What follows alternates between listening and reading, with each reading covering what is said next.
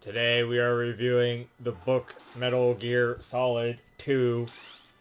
It is the book version of Metal Gear Solid 2 Sons of Liberty, preceding the book Metal Gear Solid 1 by Raymond Benson. We are reviewing this game now. Wait, this isn't a game. Wait. Don't worry, guys. It's a game. It's a game, just like always. It's a game. We're reviewing a game today. Alright, so we're actually reviewing Metal Gear Solid 2, Sons of Liberty, which you can't actually see there.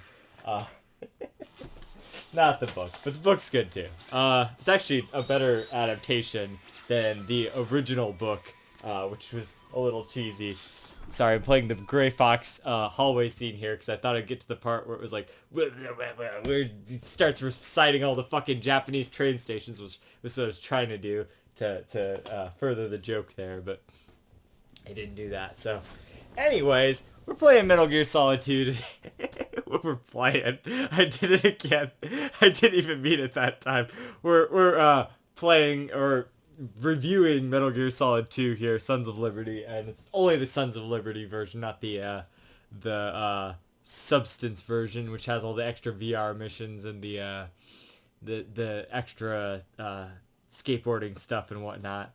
Although that stuff's pretty cool, so if you have the Substance version, which is getting harder to come by these days, if you got the Xbox version or if you have the PS2 version, that's the Substance version, which is one of the only versions I don't have of any of the Metal Gear games. I have a big collection. You guys saw it last time. Actually didn't bring out the books last time. That's why they're here this time and for the joke. But so yeah, definitely a weird game, and we're gonna get into all of that here in just 1 minute when I get this fucking OST coming up. Alright, I'm gonna do this well, shit, is there the short OST? Last time the OST was like massive or whatever. I remember there was a soundtrack. Here we go, a soundtrack back in the day that had like 17 tracks, and this is the one actually. So alright, first of all, let's soak this in because this is pretty much one of the coolest themes. This is the first time the Metal Gear theme was actually hearable in-game in the opening there. It's one of the greatest openings in video game history, as far as I'm concerned. The greatest cinematic to precede the game kind of thing. Hey, bud.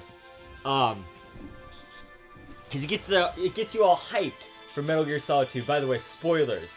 Spoilers, massive fucking spoilers for Metal Gear Solid fucking 2. I'm gonna spoil all of it. The joke at the beginning was a goddamn spoiler. I don't even have a Metal Gear shirt on because that's how fucking jokey I was going. I only have 2 Metal Gear shirts, so get over it. Alright, I gotta wear the other one for the 4 review, so I don't know what I'm gonna wear for the 3 review. We'll see. But so that, doesn't it just get you hyped to fucking play this game? I remember watching this intro before I started playing this game this time, and I'm like, fuck yeah, this is awesome. And then I started playing the game, and I'm like, fuck yeah, this is awesome. Look at this, I'm playing a Solid Snake, you know? For the first few hours of the game. And then they pull the biggest and best reveal in video game history, that you're playing as Raiden for the rest of the game. And everyone fucking hates it. And I think it's brilliant, because, this was Kojima's intention, was to make you see Solid Snake, the coolest character. You played as him in Metal Gear Solid 1, you're like, this guy's badass, I like him, he's vulnerable too. Clearly, you know, he had his baggage in 1, and we're cool with that, and then you're like, oh fuck yeah, we're playing as him in Metal Gear Solid 2 the whole time. He's on the fucking cover, he's on the guide cover. Where's Raiden? He ain't on any of this. He's not even on this cover. This is just the same as this cover. And he's not even on this. This is the same thing. This is actually the Substance cover, I'm pretty sure. Or the European cover there. You can't really see it from over there, but... Anyway. So, yeah, Raiden's not on any of these covers. You know, so you wouldn't suspect you're playing as him for most of the game, but it was a really brilliant kind of reveal at the time. These spoilers. They fake kill off Solid Snake. at the beginning, at the end of this like tutorial kind of level where you're playing a Solid Snake, setting up the events of the game. You find out there's this new Metal Gear called Metal Gear Ray. So as Solid Snake, you go in, you do this badass thing where you jump off this bridge, you bust open your stealth camo so you can't use it anymore, and Otacon is calling you from the codec, and he's like talking about Mei Ling and shit, and how he needs to get in touch with her about some fucking native flashware or something. Who gives a shit, right? But like, I don't know, if you call him, you can hear about Meryl and shit, and it's like, that's the only mention that she gets until Metal Gear Solid 4. So, you know, fuck it, right? Meryl's not in this game. Colonel, he's in this game, but he's not in this game too. You'll see in a minute here. You already know, if you know. By the way, spoilers. Did I say that already? I don't know if I said that yet. Spoilers, by the way. So yeah, it's Otacon and Snake. They formed this new Metal Gear, like, NGO, you know, the philanthropy, where they're going and taking down Metal Gears or whatnot. Because after the last game, Ocelot took this data and he fucking threw it on, everyone's got it. Every .com. I don't even know how that works, but that's what they say in the game. I think that's sarcastic because every .com having a Metal Gear is a little eccentric, but I think that was just kind of a joke or something, because that was the one I never understood. He's like, every military group, the Navy, the Army, all of them have a Metal Gear. It's like, alright, yeah, all of them can have a Metal Gear, but every .com, like, I know this is a little bit like, now internet, but that's also the brilliance of the game, is the themes and the story about censorship and where the internet was going and whatnot, and Kojima predicting this grand future of us being so reliant on technology, and us receding into technology as an escapism, a theme that Ready Player One, and now that I've read a little bit of it, or listened to some of it, and I actually have the book here, it's on my table, so I didn't grab it, but now that Ready Player 2 is also very much gone into, no spoilers for that, but damn, how fucking fucked up did they go with that, right? That was pretty dark compared to the original. Hi. So, these themes of escapism into technology and the internet, and what is reality? These are all big and grand themes. These are themes that still haunt me. Still, the message in this game, and especially the message at the end of passing on one's beliefs to the future, is an important message. That could be the meaning of life, if you think about it. It's some meaning to somebody. The idea at the end of the game is you define your own meaning. Spoilers, by the way. I don't know if I said that yet. Did I say that yet? Did I say spoilers yet? Yeah. You define the own meaning of your life, and the goal of genetic and moral existence is to pass that on to future generations. Pass on the things that you learned that were proper, and teach your children of your mistakes and whatnot. And that's kind of the message that they have here at the end of the game. And I thought that's really brilliant. And the way it's presented is really well done too. Of course, there's a whole fuck ton of shit with Raiden and the Patriots and all of that. That's like, you can interpret that for what it is, but I'm not gonna get into all of that.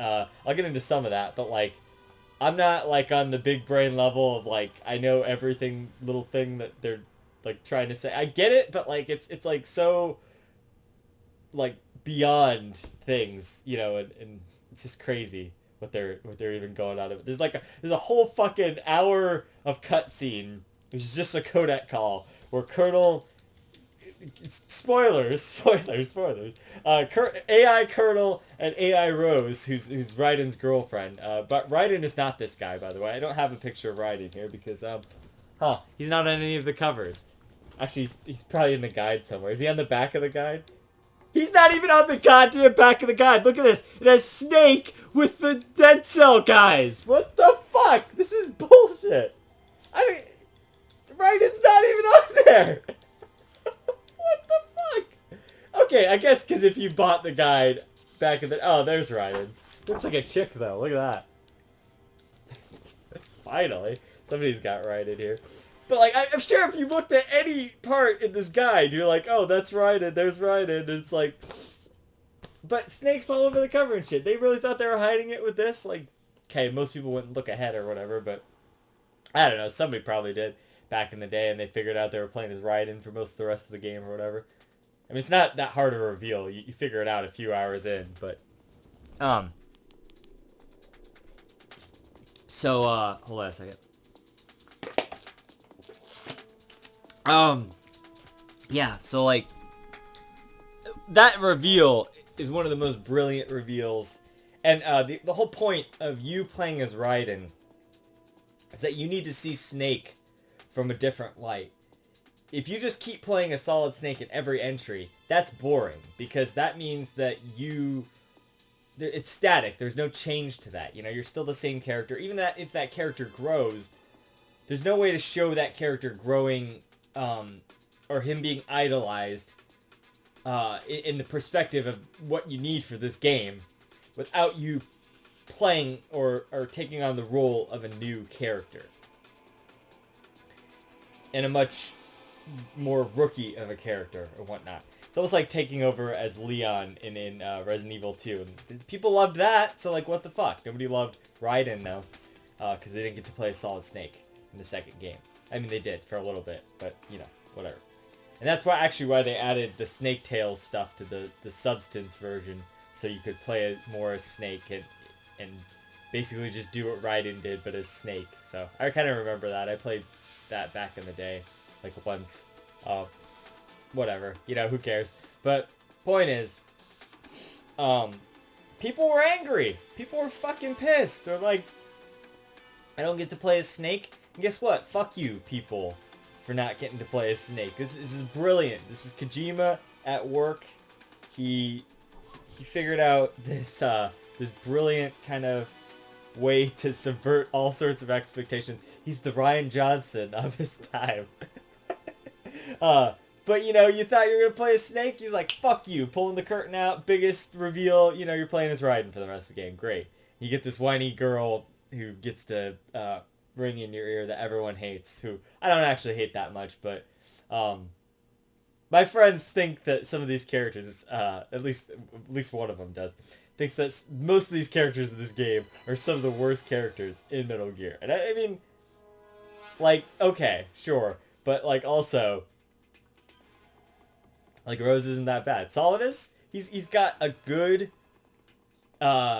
point in the story, and I won't get into his motivations. I mean, they do reveal in this game that his motivations were to try and take down the Patriots, but he was actually he's actually playing a little bit longer of a game than that, which stuff we'll find out in Metal Gear Solid 4. So that's pretty cool. But yeah, like,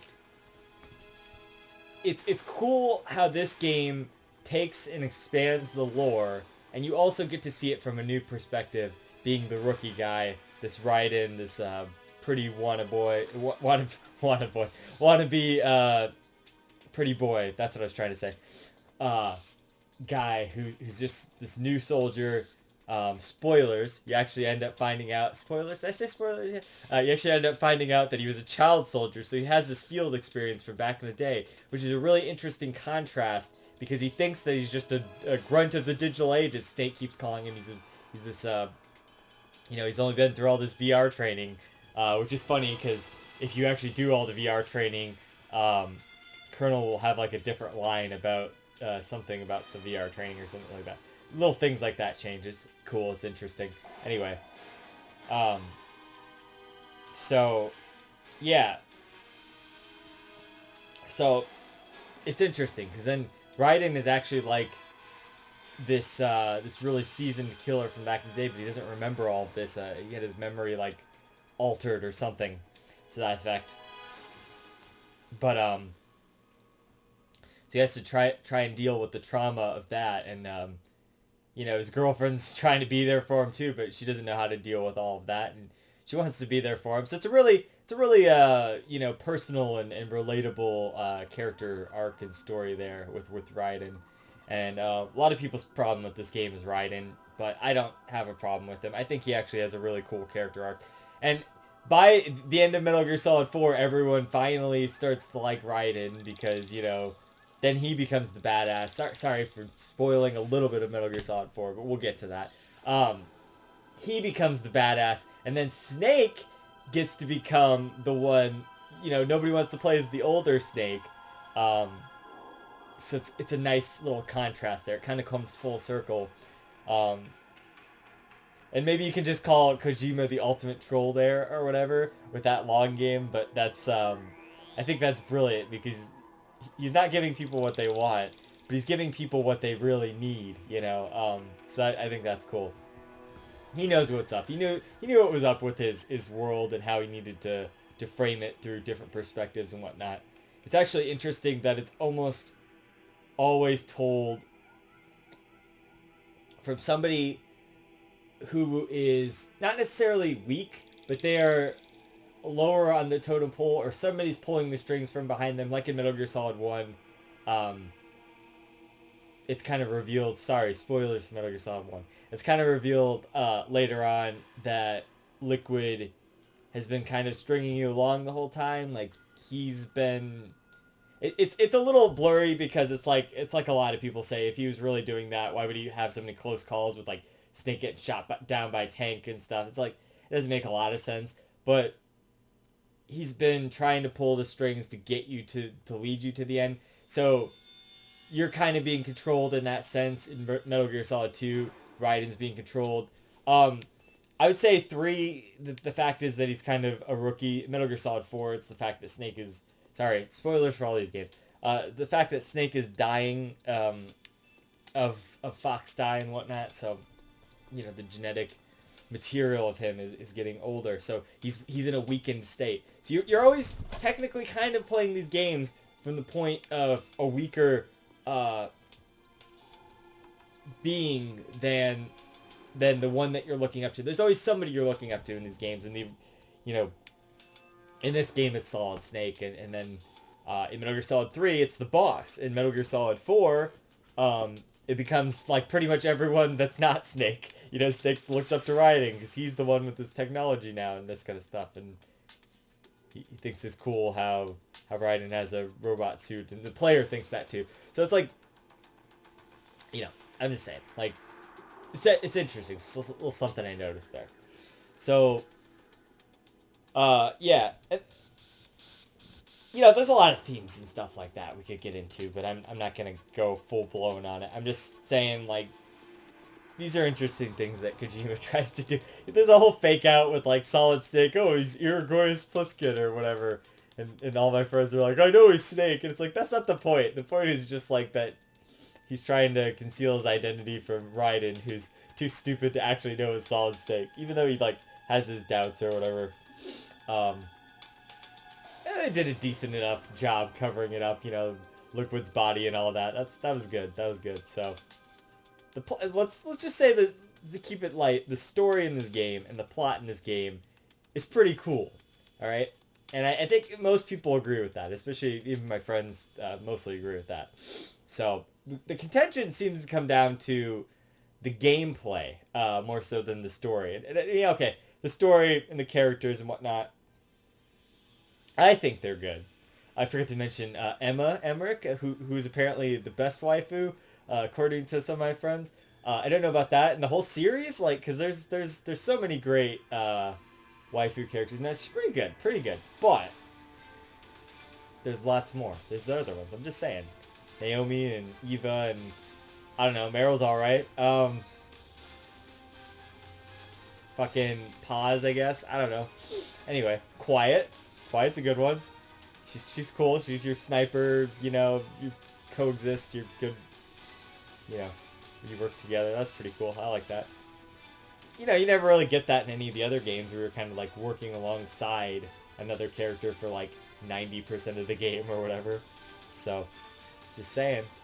Quiet's got that going for her.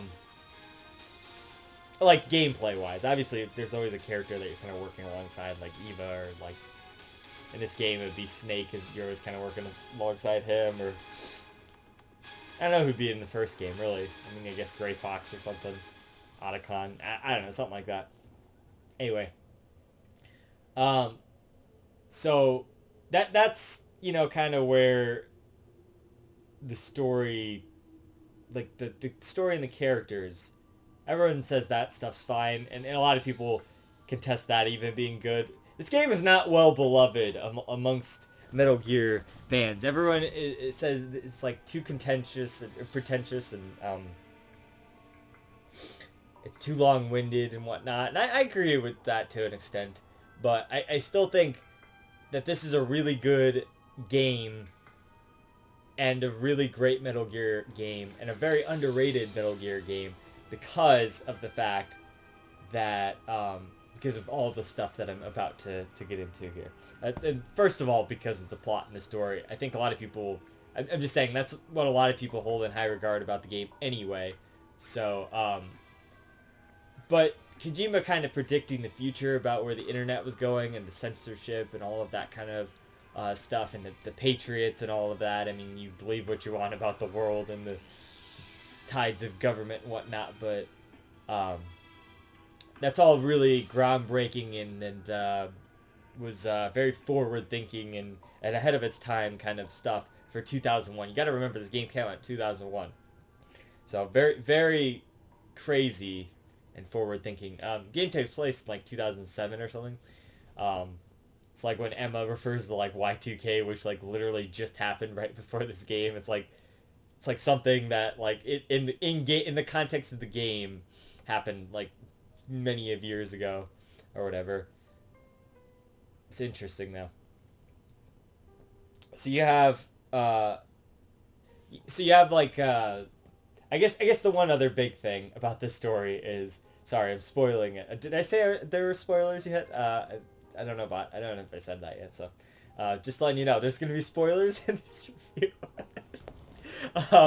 So it turns out that the whole thing, the whole second half of the game, or it's more than the second half, it's like the 80% of the game or whatever, when you're playing as Raiden, and you're on this plant section of the game, and not the tanker section.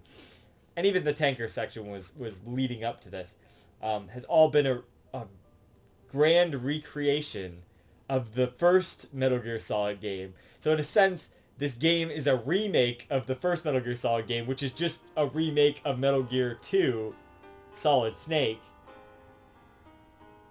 which is a sequel to Metal Gear. So wrap your head around that. So it's almost like a remake of a remake. And then later on, like a few years after this, they did remake Metal Gear Solid 1, and it was terrible. So, but I'm just saying, it wasn't terrible. I mean, it was pretty bad, but it wasn't great.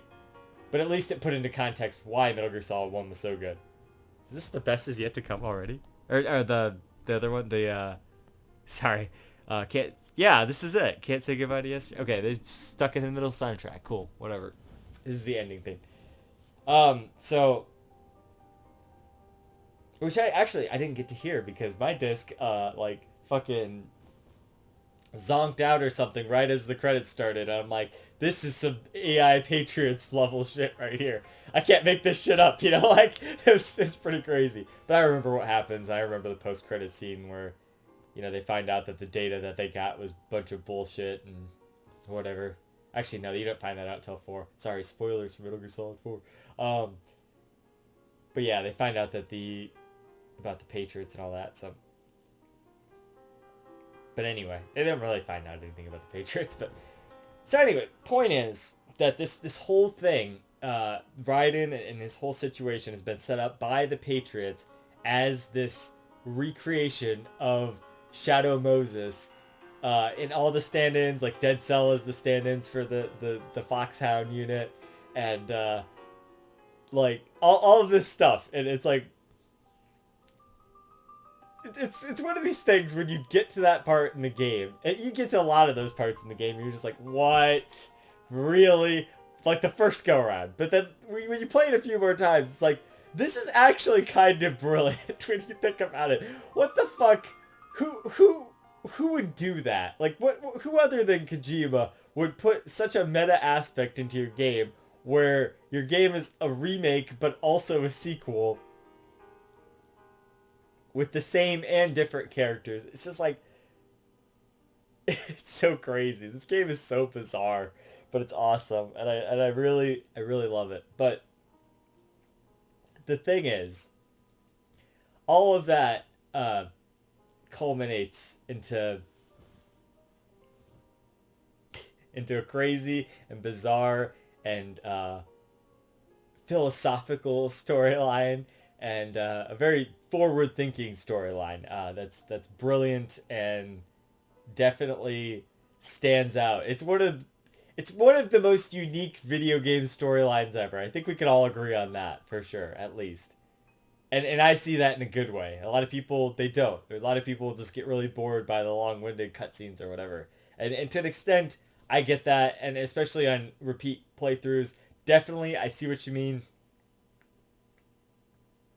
But this game has a part where you're inside of Arsenal Gear, and you're inside areas named after different parts of your asshole.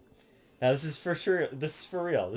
Or different parts of the intestines, I believe.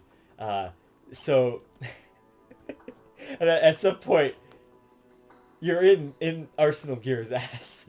So, and Raiden is naked during this part, and you get bizarre calls from the Colonel Campbell, and you cannot tell me, if you've played this game, you cannot tell me that part isn't one of the most unique parts in any video game ever. Just saying. So take that for what it is. Anyway, and all of this out of context probably sounds insane, because it is, and it's fucking crazy.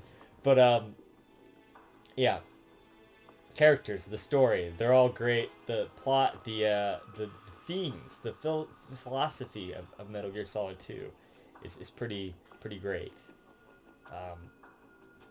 I think it's got an important message about passing on the important things to a future generation. I think that's something we all need to know, you know? So, yeah. So, okay, now the contention comes down to the gameplay and that kind of stuff. Now, I want to talk, I think that's the last thing, ironically. Usually I talk about the gameplay, like, first, but I think that's the last thing I'm going to talk about is the gameplay. So, what I want to talk about next is the music of the game. Now, the music of the game, compared to the original game, doesn't live up to the original game, but it's still great music. Now, we're listening to it right now. Let's just take a gander of that.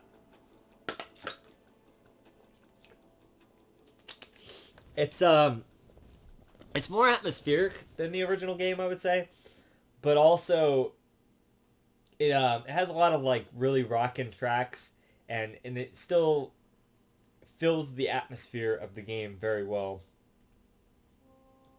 And there's a lot of it's funny. I was gonna say there's a lot of character themes within the music. Like this is the theme of Fortune, a character that I didn't mention because she doesn't really play that big of a role in this story. Not many of Dead Cell actually play a big role in the story outside of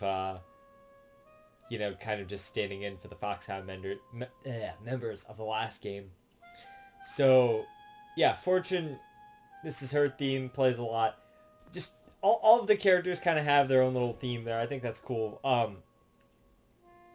The music of the game is good, and it's definitely very fitting for the game. And there's moments where the music gets really bizarre when the game gets really bizarre. And there's like a million tracks in this game. There's probably like 200 or something on that long playlist. That's why I wanted to just do this playlist, because these are more the main tracks and less of the atmosphere and whatnot. This is the playlist I had downloaded back in the day. It actually cuts out a lot, because you don't even get like Yell Dead Cell or any of that, which is the boss theme, by the way. I might play that here in a bit, but yeah, it's really stripped down and just the bare version. That's what I like, because it hits all of the main songs. But I do definitely think the music is good. It's hard to review this game in a vacuum, because it's part of the Metal Gear series, and the Metal Gear series is well known for its music. Metal Gear Solid 1 has like a perfect fucking soundtrack. Metal Gear Solid 2, Metal Gear Solid 3 has a really blend of atmospheric songs, and then like some really pulse-pounding songs for its like major set-piece scenes, like when you're escaping. That's like one of the greatest themes. You're fighting the Shagohod. That's like one of the greatest themes. Just all of that is amazing, and even the emotional pieces just really hit hard, you know? And Metal Gear Solid 4, of course, has so many emotional fucking pieces, along with so many atmospheric pieces, along with so many pulse-pounding sequences that certain people on the internet have jammed out to very hard.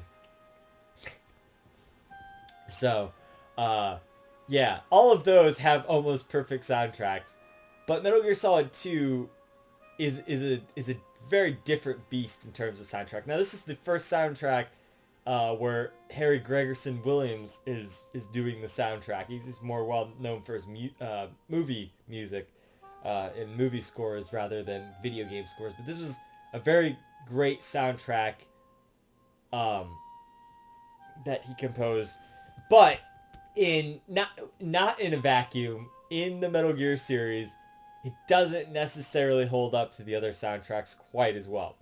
And now that's what a lot of people are thinking and saying about the game in general, is that it doesn't hold up comparatively to the other Metal Gear Solid games.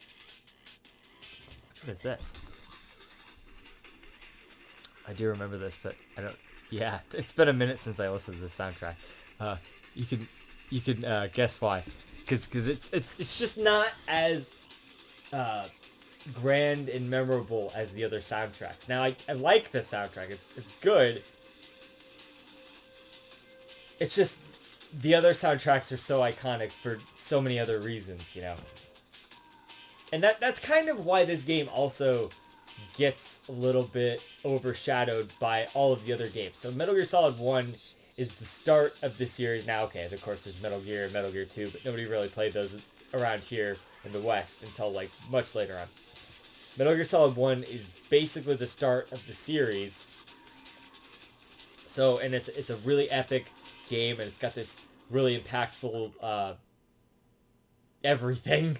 So it leaves a really strong first impression for the series. Now, Metal Gear Solid 2 is a great follow-up and a great sequel to that, which was overshadowed by a third game where you play as Big Boss. Spoilers, by the way, for Metal Gear Solid 3. Did I say spoilers yet? I don't know if I said that. Metal Gear Solid 3, where you play as Big Boss, and you get to see the past of how these events got set up to lead to where we are today in the new storyline, and why Big Boss was such an influential and important character to this whole mythos, and why he's so revered in like games like Metal Gear Solid 1 and whatnot. They actually don't bring up Big Boss that much in Metal Gear Solid 2, other than the fact that Solidus is like basically the stand-in for Big Boss or whatever, and he's like basically a perfect clone of Big Boss. That's about the most that they bring him up. All the other games are like so Big Boss focused, you know. It's like he's very essential to the storylines of the other games. It's just kind of odd that he wasn't more integrated in Metal Gear Solid 2. But Metal Gear Solid 2 is more about setting up the rest of the Metal Gear franchise and the grander storyline, and that's what I appreciate about the game. It is a stopgap to the other games. It's the middle piece to the game, but without it, Metal Gear Solid 4 doesn't mean as much, and without it, Metal Gear Solid 4 doesn't have all of its story already set up. This is a game setting up another game, even though Kojima wanted this to be the last one, and that was always the plan, was every consecutive Metal Gear game was supposed to be the last one. But it doesn't make any sense that this would be the last one, you know? Because there's so much unresolved business with this Patriots and all of that. Now, they try to sideline it in the post-credit scene where Snake says that all the Patriots have been dead for 100 years or whatever. But the fans weren't satisfied with that, so they were like, hey, Kojima, make another game that takes place after this game. And then Kojima's like, alright, well, I'm just going to wrap up everything so nobody can have any more fucking questions. And thus he did. And then they made 3 more games after that. So, but still, point is, we'll get to all that. Point is that this game is very important to the Metal Gear franchise and the lore of the Metal Gear Solid games. And I think that I know that people know that, but I think that people undervalue the importance of this story in the grander context of things. And people are like, yeah, I know that, but they like write it off or whatever. Like, this game doesn't matter, you know. But it matters, maybe not the most of all of the games, but it matters a lot, you know. It's very important, and you got to think, because okay, so like in Metal Gear Solid 4, if we hadn't had this game, Raiden wouldn't have been set up. He would have just came out of nowhere. That would have been nothing, you know. Like Snake's storyline and his arc wouldn't have had its natural middle point there. So yeah, like none of that would have made sense in 4. That's why 4 is a much better game because we have Metal Gear Solid 2. Just saying. I know that people know this, and I don't really have to defend that, but that's something I wanted to put out there because it's important. Because this game is important. But that's where it comes down to things. It's like, when you compare it to the other games, it doesn't stand as tall. And that was what I was doing with the music. I was comparing it. You know, listen to this. This is a jam. You know, this is good. These are all good. I like these. It's just, the music in the other games is so iconic that it's hard for this one to stand up, you know, quite as well. So, but I still think they did a really good job, and I still think the music is on point. Now, graphically, the graphical fidelity of this game, and especially for its time in 2001, you got to remember 2001. This is only 3 years after the original game came out. The graphics on this game are astounding for the time. It's incredible. There was nothing like this at the time. Now, you know, obviously, like we still have the mouths moving facial problem. Kojima does a lot to kind of sideline that, and like the cinematography shows it to where you don't always have to see their mouths going and whatnot, or they do a lot of codec calls, which is another thing that people were really not interested in as much. It was the fact that the codec calls take up a good majority rather than cutscenes and whatnot.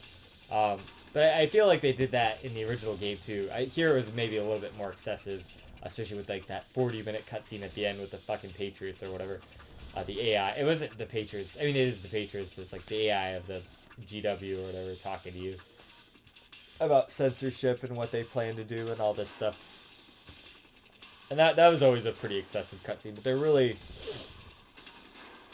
trying to develop and fill out the lore of what the general threat of these Patriot and the AI of the Patriots are, and even more so, it's a threat of AI in general taking over, kind of like a Skynet sort of thing. So that's pretty crazy. But the fucked up thing is that the AI has already taken over in this universe. It's already running the country from behind the scenes, and that's scary. That's more scary than anything, really. And the later games after 3 in that series of games kind of explain how that all came to be and whatnot, and they even explain that a bit in Metal Gear Solid 4 as well, and it's really fascinating stuff, I think. So I find that really cool, that kind of AI developing storyline kind of thing. So yeah, and all the control and the censorship of information and the internet and all that stuff was a really groundbreaking concept at the time. So yeah, there's that. Anyway, I was talking about the graphics. They're pretty phenomenal for the time if you think about it. Now, Metal Gear Solid was a pretty phenomenal looking game for its time in '98, but it's kind of insane what they were able to do only a few years later, near the beginning of a brand new console. And then it's even more insane, and we'll get to this next time we get to a Metal Gear game, what they were able to do with Metal Gear Solid 3 on the PS2. So that's just insane. Like, but like it's very visually impressive for its time. Metal Gear Solid 2 is. Now, I know that the setting gets a lot of shit. The big shell, people saying it's boring and sterile and all of that. And it's like there's not a lot going on there compared to like Shadow Moses and whatnot. And of course, I mean, I agree. I mean, Shadow Moses is one of the coolest settings for a video game ever. Yeah. So, but I think that kind of reflects the VR nature and the sort of the more bare bones, like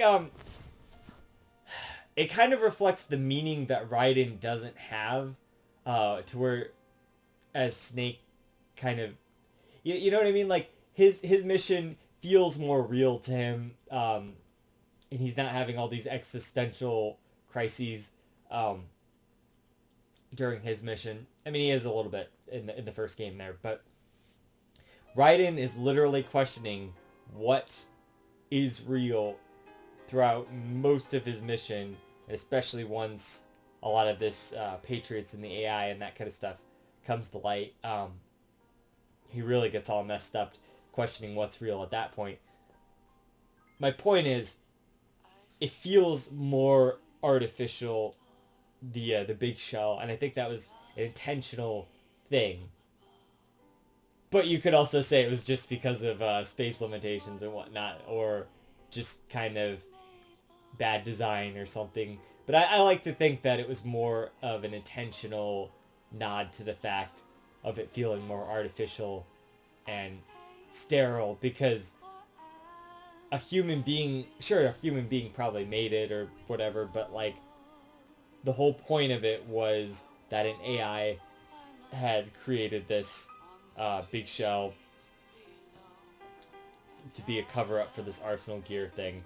So realistically, even if a human had made it, then there'd be no point to making the upper level of it like very intricate, because it's all just a shell anyway for Arsenal gear as is. So it's like, why would you put in all that effort to make it like that elaborate and that like well fleshed out in terms of like looks and whatnot, especially since it's supposed to just be an offshore like cleanup facility. Like that's not like a military base where there's like a lot going on and stuff. You know, like in Metal Gear Solid 1, it's supposed to be a boring place. It's like, that's like saying, oh, I went to this factory and it didn't look like there wasn't nuclear warheads and stuff because they make boxes there or something, like, you know what I mean? Like, yeah, it's just gonna be a bunch of conveyor belts and stuff. It's not gonna look that interesting. Like, sure, you know, that's a thing.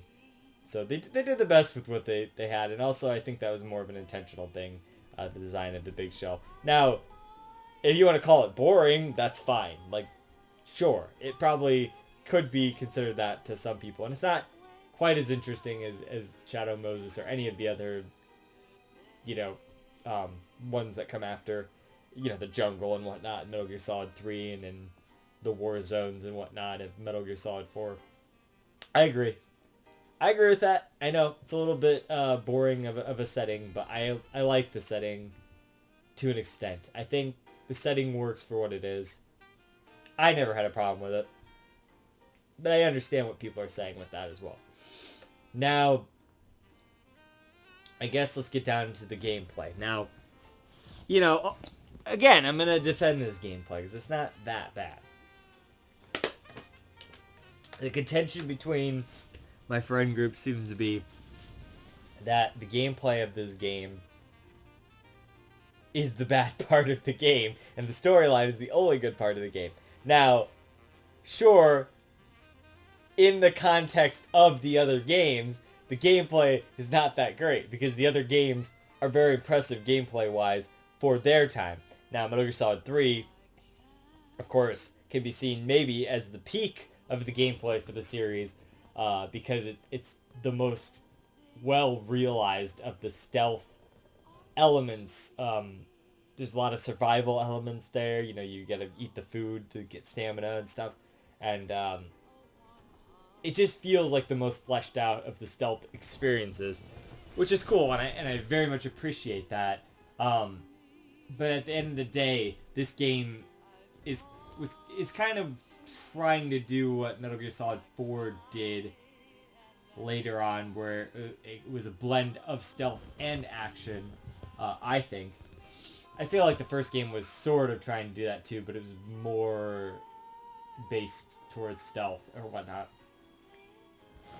Now, of course, this game is actually even more stealth based than the original, because they finally give you weapons like the M9 and the non-lethal sniper rifle and whatnot, and like, you know, you have like stun grenades and stuff again to kind of do that.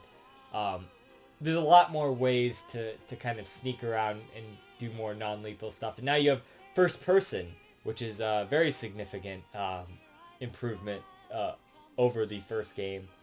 Now you had some first person in the first game, like when you would shoot the Nikita missile and you could like go into first person mode there, or when you shoot the Stinger missile, you would always go into first person, sniper rifle, etc., that kind of stuff. But every weapon is in first person in this game, and that's pretty cool. So yeah, that's a big improvement on the gameplay, is that because you get a more precise aim, and there's a lot more they can do with that, and they put a lot of little elements into the environment, like during boss battles and stuff. Like for instance, in the first Olga fight, you can shoot out this light or whatever, and it'll make it easier to see her and shoot her and stuff. There's little fun things, like in the first level you can like shoot out glass and stuff, and they'll all break in different ways depending on how you shoot it and stuff. It's really impressive technology for the time, so that's pretty cool. But you know, a lot of little extra shit like that, like that's Kojima-isms for you. You can't really, there's a lot of that kind of stuff you can do in the first game, but not that detailed to that level, you know, which is pretty cool. That they even have that in there is what I'm trying to say. So, yeah. So I think all that stuff's cool. And I even think that the boss battles and all of that stuff were pretty unique compared to the first game. Now, I really enjoy... That's the problem. See, this is what I'm getting at. Is that whenever you compare this game to the other games, you're like, well, okay, the bosses were fine here, but in Metal Gear Solid 1, you fought Hind D, and you fought, like, Psycho Mantis and all of this stuff. In Metal Gear Solid 3, you fight the End, and you fight, like, I don't know, that's probably the best one, the Shagohod or whatever. That's better than fighting, like, 25 Metal Gear Rays or whatever. It's like, alright, sure, you know, Metal Gear Solid 4, you fight a person who I'm not going to talk about because that's a spoiler for Metal Gear Solid 4. Anyway, you know, there's much better boss fights in the other games. I get that, but I think Fat Man is a cool fight. He's not very significant to the story, other than the first, like, kind of part of the game revolves around taking out his bombs and whatnot, which is pretty cool. But it gets you familiar with the Big Shell. I think that's neat. But oh god, is this already done? Yeah, it is, isn't it? Fuck. Alright, so yeah, wait, what? Is there another one? Oh no, there's another one. Okay.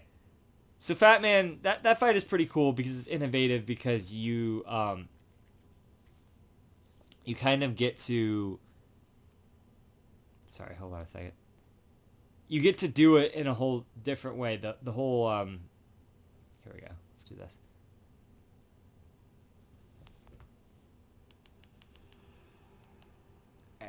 So you get to do, you have to go around and like kind of disarm the bombs, and then you have to balance that with taking out Fat Man and fighting him at the same time.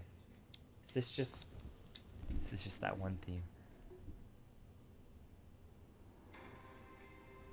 Okay, hold on. So yeah, I think that's really cool. Here we go. This is all new down here. PR missions, yeah. Alright, hold on, let's do that.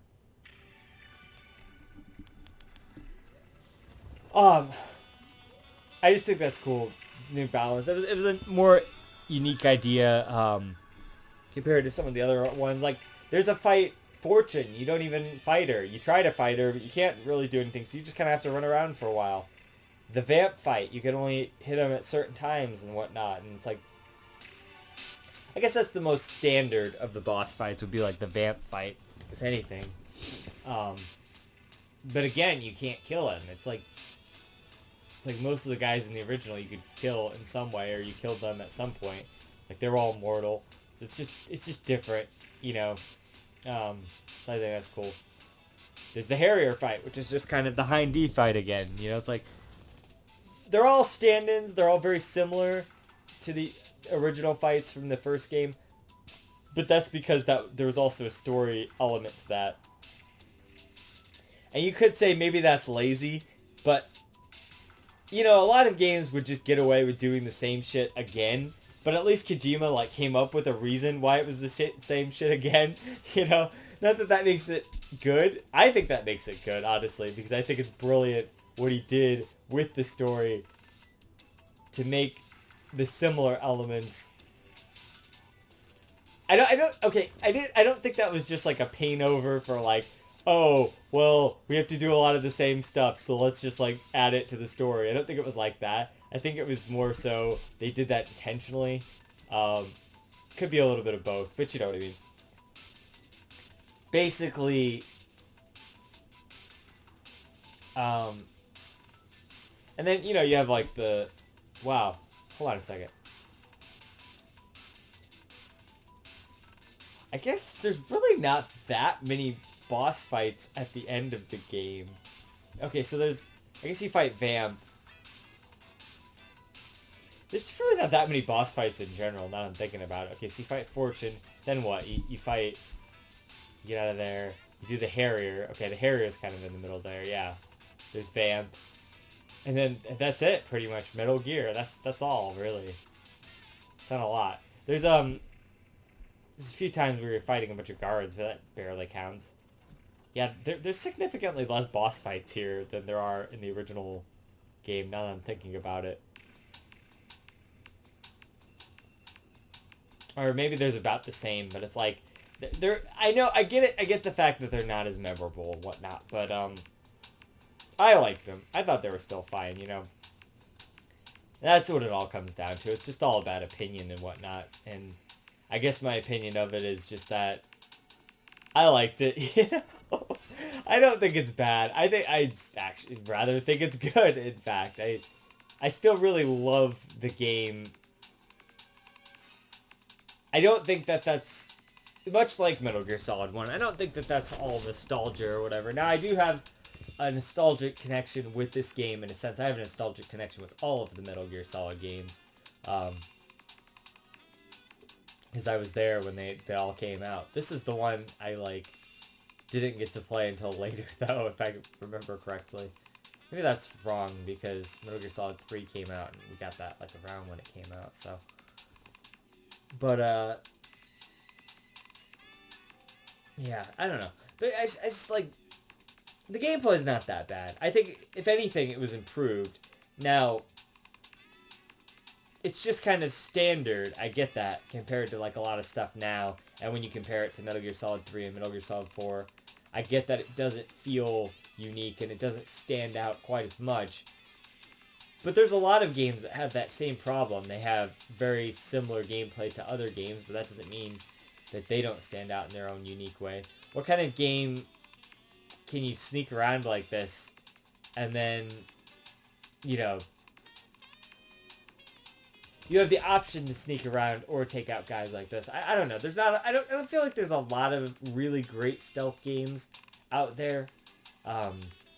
Now maybe I'm missing some, like I've never played the Splinter Cells or the I don't know, there's some other games like that are stealthy games.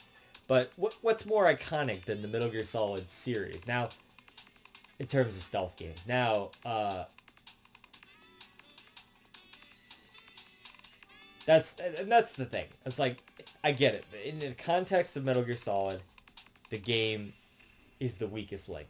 And I agree with that, Okay, other than if we're counting all of the other ones like Peace Walker and Portable Ops and stuff, it's tough. I mean, I do like Portable Ops. It's another really underrated Metal Gear Solid game, but Metal Gear Solid 2 is definitely better than Peace Walker for sure. And in my opinion, it's a better game than Metal Gear Solid 5. Better overall game. Gameplay wise, obviously Metal Gear Solid 5 has a lot of things to offer as well. But that game was more gameplay than story. Where the ironic part about this game is that it's like whatever everyone says is it's more story than gameplay. Although I felt it's weird because I actually felt like it was kind of balanced. If you play Metal Gear Solid 1, that actually has more story than gameplay. But if you play Metal Gear Solid 2, they do a decent job of balancing the gameplay aspects with the story stuff. Now, maybe at the end it gets a little shaky on that, but I feel anyway that there was some gameplay, there was always some gameplay for some story, you know what I mean? So it kind of balanced out. I know that there's some people who don't like the swimming aspect of the game, which is a very small part of the game. Very, very small part of the game. But I know that that's a thing, and I'm just going to say Mario 64 didn't have the best swimming. And I know that came out in like 96 or whatever. But even games of this time, I still can't even think of like games today that have good swimming controls, you know, like what's the best swimming controls in a video game? You know what it is actually? I've got it. I know what it is. It's Majora's Mask on the N64 and not on the 3DS. Those are the best swimming controls with the Zora. Probably. I don't know. Maybe. Those are my favorite swimming controls in a game. What are your favorite swimming controls in a video game? Comment down below. No, I'm just kidding. You can. Yeah, let's have that debate in the comment section down below. What are the best swimming controls in a video game? But I don't feel like these controlled that bad. These controls, so I thought they were fine. Those sections never really bothered me. What bothers me is the you know, it doesn't bother me, but it's like I always know that, like, okay, so right before that, you have a whole scene with Emma, and she's talking, and that kind of stuff, and then right after that, you have a whole scene with Emma and stuff, and she's talking, and then right when you're about to get back in the water, you're like, it fakes you out, and then they start talking about Y2K and shit, you're like, what the fuck? Like, can we just progress with the game? So it's like, yeah, I know, the cutscenes can get a little intrusive, but that's only because I've played this game so many times. I think originally, every time I played this game, like the first time I played this game, I remember the first time I played this game, all that stuff is really interesting to me. So I know on repeat playthroughs it gets a little old, but which is not necessarily something you can say about all of the other Metal Gear games, although sometimes it is. It's kind of like also Persona 4, that is, where since you already know where the mystery is leading, it doesn't necessarily always feel the best to be hearing all these like, oh, but what about this thing? It's like, yeah, but I already know about this thing, you know, like it's interesting to put all the pieces together, but like, you know, sometimes they have little information that it's like they're putting that there for the first time player, and it doesn't really mean anything to a subsequent player. But I to the contrary with that, though, I feel like this game has a lot of political and philosophical stuff that a second or third or 17th time player, such as myself, I don't know how many times I've played this game, but like a much later player, such as myself, would pick up on or are still trying to interpret because it's Kojima and his wacky, weird fucking worlds or whatever. So there's that. The whole Metal Gear series just like takes forever to like put all the pieces together. Now, I feel like I've got a good grasp on the storyline of like what's going on, but then you have to like, that's only like the surface level. You actually have to look at like the meaning behind that, like what's going on underneath. And I'm still like thinking about that to this day. But this isn't usually the one I'm thinking about. It's usually like Metal Gear Solid 4 or something. Like when Snake, god damn it. I can't spoil Metal Gear Solid 4 because we're not talking about Metal Gear Solid 4. Fuck. God damn it. I won't spoil it. Fine. But, like, I'm thinking about the later stuff like that. You know, I like Metal Gear Solid 2 because it is a great setup for Raiden, Jack's character. And he actually gets a lot of character in Metal Gear Solid 4 and stuff. But here's my point, is that I feel like Metal Gear Solid 2, one of its strongest contributions is that philosophical and the themes of that, because that's... Now, to be fair, Metal Gear Solid 1 kind of set those in place, but they didn't really give you a good guideline of how... So it just kind of sets the groundwork. It's like, you need to... Oh, fuck, are you serious? Okay. You need to basically... let's see. You need to go and live your life, basically. But they don't really give you the keys to do that. They say interact with people, you know, go out and meet people and form social relationships and whatnot. And then, you know, that's the meaning to life, is to not give up on people and all that. That was Metal Gear Solid 1. Metal Gear Solid 2 takes that a step farther and says, now that you've done that, what is the meaning of that, you know? It is to take those experiences that you experience and find the meaning behind those experiences and pass that meaning on to a further generation through art and through culture and the political, the culture, the pass on what you know, pass on the information of this generation, because it's important to pass that on, because it's human to pass that on.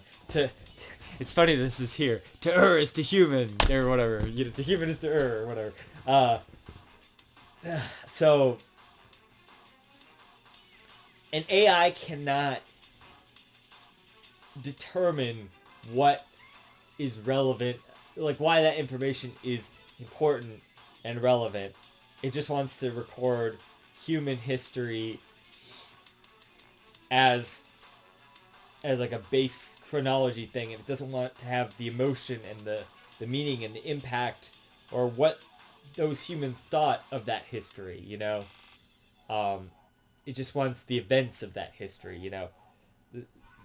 It's the difference between conscious emotion behind something and just like the it's almost like a context or connotation denotation kind of thing. Like there's the literal meaning behind it, and then there's the emotion and the meaning that's a feel behind the feeling of a meaning behind it. You know what I mean? But what we've interpreted and assigned value onto that meaning. But that's why the Patriots are dangerous, because it's an AI ready to filter out the human meaning behind events and history. And I think those themes are important to this story, and then to the further Metal Gear story, and to life in general. So I don't know if any of that would convince anybody that Metal Gear Solid 2 is worth more or less than any of the other Metal Gear Solid games. But that's just my thoughts on the situation. Now, yeah, and I think, so just to recap, I think that we've got great character arcs and stories for our main characters, and even our new character, Raiden, and even the new characters like Rose and all of them, and they tie all of this stuff up in Metal Gear Solid 4 really nicely into a nice little bow there.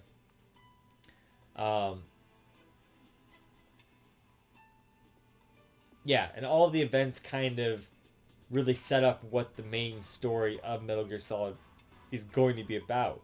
Uh, Now, Shadow Moses is a very important event in Metal Gear Solid history, but I feel like a lot of what continues on to the next games is more about. I think Shadow Moses is more about Snake's experience there, and the plot line and the story line and the events of what were carried on to the later Metal Gear Solid 4 is more so stuff that they pulled from Metal Gear Solid 2, because that's where they start setting up the grander narrative of who the enemy.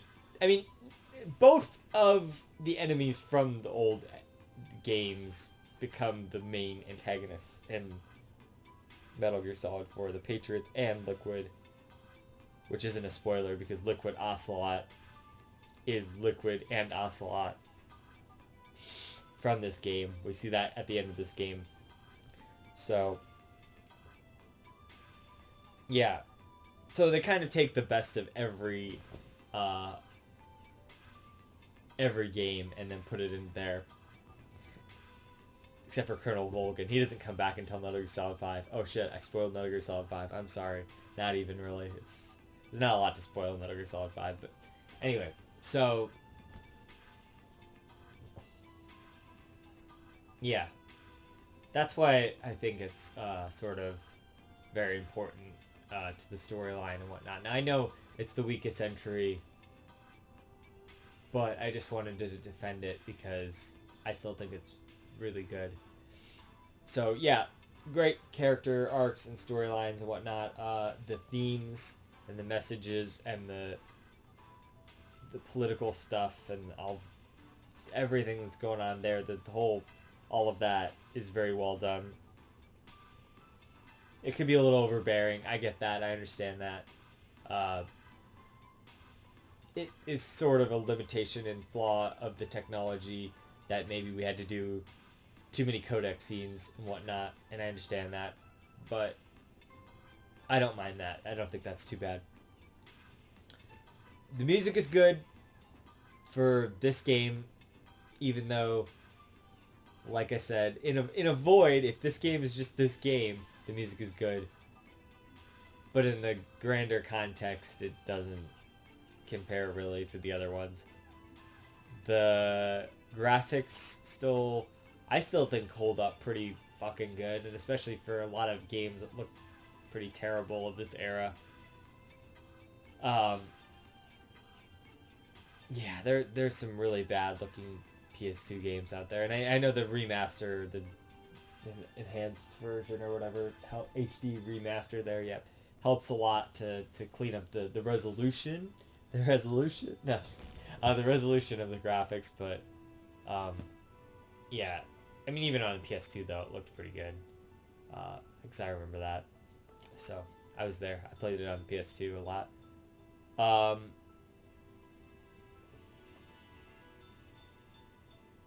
And I think the gameplay is solid. I mean, that's just me. That's just what I think. I think the gameplay was a good improvement on the original game. I still like a lot of the original gameplay from the original game a lot.